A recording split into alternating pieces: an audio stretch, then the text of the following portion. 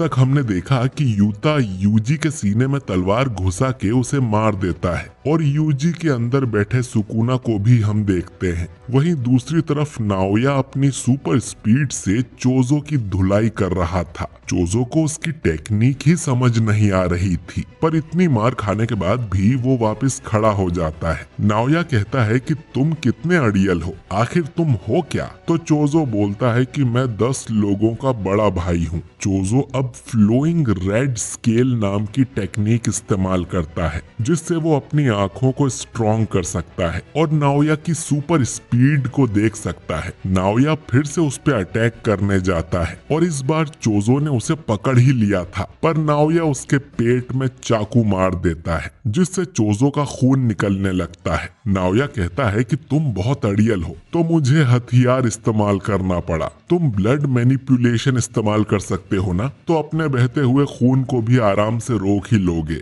पर देखते हैं कि इस हालत में तुम कब तक लड़ पाओगे। वैसे मैंने चाकू इस्तेमाल किया, ये बात किसी को बताना मत। जो सॉर्सरर्स हथियार लेके घूमते हैं वो मुझे भी बिल्कुल पसंद नहीं है। मेरे बड़े भाई भी ऐसे ही बेशर्मों की तरह घूमते रहते हैं और इनकी हिम्मत देखो कि ये तोजी को गालियां देते थे। चोजो पूछता है कि तुम अपने भाइयों से नफरत करते हो क्या? नाओया कहता है कि हाँ बिल्कुल, बड़ा भाई जो छोटे भाई से भी कमजोर हो उसे तो डूब के मर जाना चाहिए। चोजो बोलता है कि हो सकता है कि उन बड़े भाइयों की वजह से ही आज तुम इतने पावरफुल हो। एक बड़ा भाई अपने छोटे भाइयों के लिए रोल मॉडल होता है। अगर वो किसी गलत रास्ते पे जाता है तो वो छोटे भाइयों को उस पे जाने से रोकता है। अगर वो किसी सही रास्ते पे जाता है तो छोटे भाई उसे फॉलो करते हैं। हो सकता है तुम इतने स्ट्रॉन्ग इसलिए हो क्योंकि तुम्हारे बड़े भाई कमजोर हैं। तुम पूछते हो कि मैं इतना अड़ियल क्यों हूँ? क्योंकि मेरा कोई रोल मॉडल नहीं है। नाओया की नजर नीचे जाती है कि चोजो का खून तो सब जगह फैल गया था। चोजो आगे कहता है कि भले ही मैं कितनी भी गलतियां करूं, मुझे अपने भाइयों से आगे रहना पड़ता है, इसीलिए मैं इतना स्ट्रॉन्ग हूं। तभी यहाँ पर खून की बाढ़ आ जाती है। नाओया को समझ नहीं आता कि इतना खून बहने पर भी चोजो जिंदा कैसे है। उसे पता ही नहीं है कि चोजो एक डेथ पेंटिंग बूम है, जो कि कर्स और इंसान के बीच के हाइब्रिड्स होते हैं और ये अपनी कर्स एनर्जी को ब्लड में बदल सकते हैं। जब तक इनके पास कर्स एनर्जी है ये खून बहने से नहीं मरते। नाओया चोजो के ब्लड से किसी तरह भागता रहता है, लेकिन अचानक ही उसके पैर जमीन से चिपक जाते हैं। जमीन में पड़ा खून ग्लू की तरह उसे चिपका देता है और फिर चोजो उस पे पियर्सिंग ब्लड से अटैक करने लगता है। नाओया के पास भी असल में अपने फादर वाली 24 FPS टेक्निक है, जिसमें वो 1 सेकंड के अंदर 24 मूव्स कर सकता है। लेकिन उसे पता नहीं था कि चोजो के पास सुपरनोवा टेक्निक है, जो उसने 150 सालों की मेहनत से बनाई है। इसमें वो टारगेट पर हर तरफ से अटैक कर सकता है। नाओया भी इसकी चपेट में आ जाता है। चोजो अब नाओया को जान से मारने ही वाला था, पर अचानक ही यूता उसके पीछे से आता है और एक मुक्का मार के उसे सुला देता है। वो अपने साथ यूजी की बॉडी भी लाया था। नाओया को उल्टी होने लगती है क्योंकि चोजो कोई इंसान नहीं है, तो उसका ब्लड नाओया के लिए पॉइजन का काम कर रहा था। यूता बोलता है कि मैं तुम्हें ठीक कर सकता हूँ। मेरी रिवर्स कर्स्ड टेक्निक से मैं दूसरे लोगों को भी हील कर सकता हूँ, लेकिन बदले में तुम्हें खुद हायर अप्स को जाके बताना होगा कि मैंने यूजी को मार दिया है। इसके बाद हम यूजी का एक विजन देखते हैं। जब वो एक छोटा बच्चा था, वो अपने फादर जिन को देखता है। तभी यहाँ यूजी के ग्रैंडपा वासुके आ जाते हैं, जो जिन से कहते हैं कि तुम अपनी लाइफ कैसे भी जियो, लेकिन उस औरत से दूर रहो वरना तुम मारे जाओगे। जिन कहता है कि बच्चे के सामने तो ऐसी बातें मत करो, बच्चों को बहुत कुछ याद रहता है। वासुके कहता है कि मैं जानता हूँ तुम्हें एक बच्चा चाहिए था, लेकिन काओरी की मौत। और तभी यहाँ एक औरत आ जाती है जो पूछती है कि क्या हुआ ससुर जी? ये असल में यूजी की मदर काओरी है और इसके माथे पर भी हम वैसे ही निशान देख सकते हैं जैसे नकली गेतों के माथे पर हैं। खैर, ये सपना यहीं खत्म होता है और यूजी की आंख खुल जाती है और यूता उसके बगल में ही बैठा हुआ था। वो बोलता है कि शुक्र है तुम जिंदा हो। वो आगे बताता है कि कुछ महीनों पहले की बात है जब गोजो सेंसे मुझसे मिलने आए थे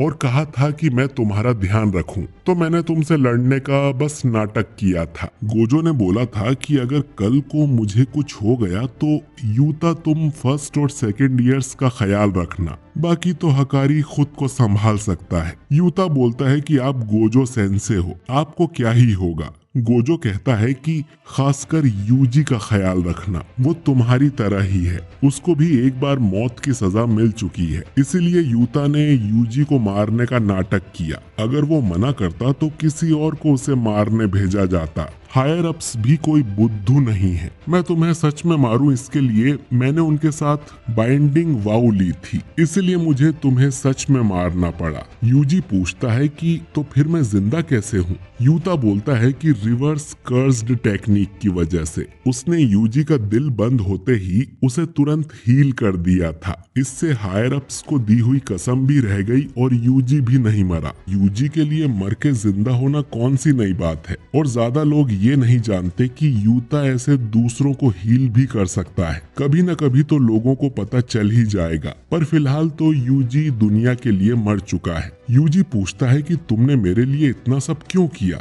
तो यूता कहता है कि जिन लोगों की मैं परवाह करता हूँ वो तुम्हारी परवाह करते हैं। मेरे पास भी एक समय खतरनाक पावर थी, लेकिन तुम्हारी पावर तुम्हारी अपनी नहीं है और इसमें तुम्हारी कोई गलती भी नहीं है। तभी मेगुमी यहाँ आ जाता है और यूजी से कहता है कि हम जुजुत्सु हाई वापस जा रहे हैं, हम तुम्हें छुपा के अंदर ले जा सकते हैं। यूजी बोलता है कि मैं नहीं जा सकता क्योंकि शिबुया कांड में इतने सारे लोग मेरी वजह से मारे गए। मेगुमी बोलता है कि उसमें तुम्हारी कोई गलती नहीं थी, तुम हार नहीं मान सकते। हम कोई हीरोज नहीं हैं, हम जुजुत्सु सॉर्सरर्स हैं। हमें कोई नहीं समझ सकता, हमें लोगों की मदद करते रहना होगा, ये साबित करने के लिए कि हमारा भी वजूद है। यूजी मन में सोचता है कि मैं तुम्हारे साथ नहीं रह सकता क्योंकि फिर तुम पर भी खतरा आ जाएगा। मेगुमी अब बोलता है कि मुझे तुम्हारी मदद चाहिए। नकली गेतो यानी केंजाकू ने एक किलिंग गेम शुरू कर दिया है जिसमें जुजुत्सु सॉर्सरर्स एक दूसरे को मार सकते हैं और इसका नाम है कलिंग गेम। और मेगुमी की बहन सुमिकी को भी जबरन इस गेम का हिस्सा बना दिया गया है, इसीलिए मुझे तुम्हारी मदद चाहिए। इसके बाद हमें कलिंग गेम के कुछ रूल बताए जाते हैं, जैसे सभी खिलाड़ियों को 19 दिन के अंदर इसमें एंटर करना है। अगर कोई रूल तोड़ता है तो उसकी कर्स टेक्निक को रिमूव कर दिया जाएगा जिससे खिलाड़ी की मौत हो जाएगी। पार्टिसिपेट करने के लिए इन्हें कॉलोनी में आना है। कोई किसी को मारेगा तो उसे पॉइंट्स मिलेंगे। और भी रूल्स हैं जिन पे हम आगे बात करेंगे। यूजी अब यूता से कहता है कि सुकुना मेगुमी के लिए कुछ तो प्लानिंग कर रहा है। शिबुया में मुझे सुकुना की कई सारी फिंगर्स खिला दी गई थी जिससे सुकुना ने मेरी बॉडी पर कंट्रोल ले लिया था। अब मेरे अंदर सुकुना की 15 फिंगर्स हैं। मुझे यकीन है कि अब सुकुना मेरी बॉडी पे कंट्रोल नहीं ले पाएगा, लेकिन अगर मैं कभी सुकुना बन जाऊं तो तुरंत ही मुझे मार देना। यूता कहता है कि ठीक है। यूजी अब मेगुमी से पूछता है कि अब हमें क्या करना है। मेगुमी बोलता है कि सबसे पहले तो हमें जुजुत्सु हाई वापस जाके मास्टर टेंजेन से मिलना है। उनसे पूछना है कि हम गोजो को फिर से आजाद कैसे कर सकते हैं और केंजाकू आखिर क्या प्लान कर रहा है, कलिंग गेम में वो क्या करने वाला है। इन सवालों के जवाब मास्टर टेंजेन ही दे सकते हैं। यूजी पूछता है कि मिस यूकी को ये बात पता है क्या? तो मेगुमी बोलता है कि ये आइडिया यूकी का ही है, वो पहले से जुजुत्सु हाई में छुपी हुई है। यूजी बोलता है कि मास्टर टेंजेन के बैरियर को हम पार कैसे करेंगे? उसमें 1000 दरवाजे होते हैं जो घूमते रहते हैं और उनमें से कोई एक ही टॉम ऑफ स्टार कॉरिडोर तक लेके जाता है जहां मास्टर टेंजेन रहते हैं। अगर हम सही दरवाजा नहीं चुनेंगे तो टेंजेन से भी नहीं मिल पाएंगे। अब यूजी मेगुमी से पूछता है कि नोबारा का क्या हुआ, वो ठीक है कि नहीं? मेगुमी कुछ नहीं बोलता और अपना सिर झुका लेता है, यानी नोबारा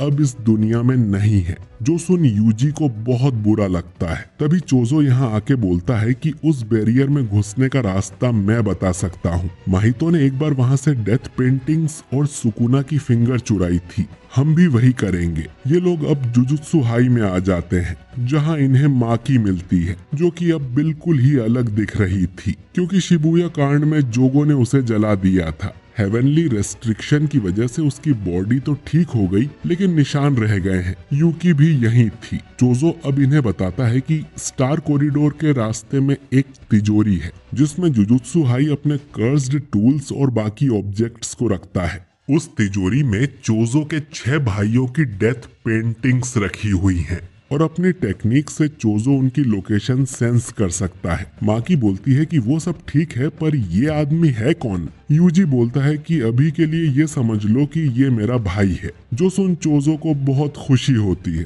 चोजो अब इन्हें सही दरवाजा बताता है जिससे ये लोग स्टार कॉरिडोर पहुंच जाते हैं। चोजो को यहाँ तिजोरी तक जाने का रास्ता भी दिखाई देता है और वो बोलता है कि मैं अपने भाइयों को जल्द ही यहाँ से आजाद करूंगा। इन लोगों को एक जगह पर खून के निशान भी मिलते हैं। ये वही जगह है जहाँ तोजी ने रिको को गोली मारी थी। यूकी बताती है कि 12 साल पहले यहाँ एक कांड हुआ था और कह सकते हैं कि सारी गड़बड़ी वहीं से शुरू हुई थी। ये सब मेन हॉल में जाते हैं, लेकिन वहाँ रोशनी के अलावा और कुछ नहीं था। यूकी बताती है कि टेंजन की मर्जी होती है तभी वो दूसरों को दिखता है। गोजो सील हो गया तो उसे लगा था कि टेंजन उनसे मिलना चाहेगा। ये लोग अब वापस मुड़ के जाने लगते हैं, पर तभी टेंजन